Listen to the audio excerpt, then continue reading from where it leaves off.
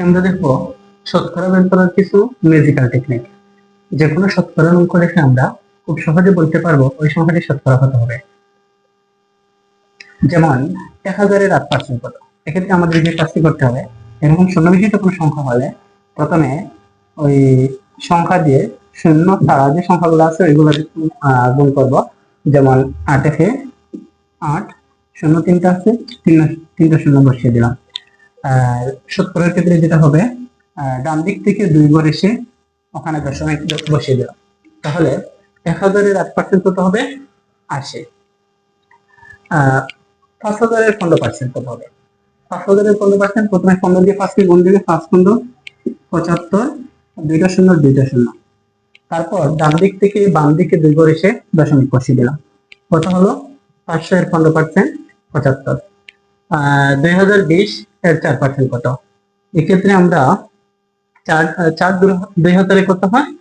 8000। 8000 আর 4 20 80, 8000 80। ডান দিক থেকে যদি আমরা 2 ঘর এসে দশমিক বসিয়ে দিই তাহলে কত হয়? 80.80। 30-এর 40% কত? তাহলে 4 দিয়ে যদি আমরা 3 কে গুণ দিই, 3 4 12, আর 0 2টা 0 2টা। এখন যদি আমরা বাম দিকে 2 ঘর এসে দশমিক দিই তাহলে 30-এর 40% কত হচ্ছে? 12। 12-এর 6%, 6 12 কত? 72। দিলাম 72। ডান দিক থেকে যদি 2 ঘর এসে দশমিক দিই তাহলে ওখানে হলো দশমিক। আর যেহেতু দশমিকের আগে কিছু নেই তাইলে আমরা একটি শূন্য দিয়ে দিলাম। তাহলে কত হলো? 0.72। 4-এর 2% কত? 4-এর 2%, 4 দুগুণে 8। যেহেতু 2 ঘর পরে দশমিক দিব, এখানে 1 ঘর আছে, তাই বাম দিকে আরেকটি শূন্য দিলাম, তারপর দশমিকের আগে কিছু নেই এজন্য আবার আরেকটি শূন্য দিলাম। তাহলে কত হলো? 0.08। এবার একটি কমন বিষয়, তাই পরীক্ষা আছে, বিভিন্ন চাকরির পরীক্ষা আছে, 45-এর 45% কত? এরকম সংখ্যা, 2 অঙ্ক বিশিষ্ট সংখ্যা যার শেষে 5 আছে।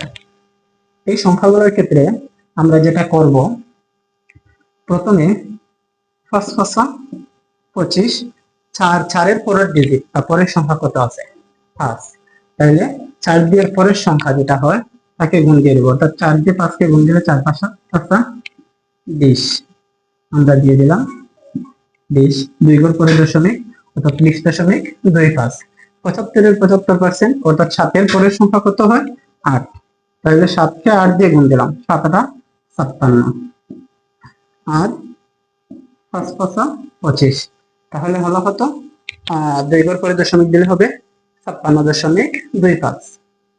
একইভাবে 65 আর 65%, তাহলে 6-এর পরের ডিজিট কত হয়? 7। 6 7 42, আর 5 5 25, অর্থাৎ 42.25। এবার আপনারা জানিয়ে দিন তো 85-এর 85% কত হবে? 3-এর 3% কত হবে?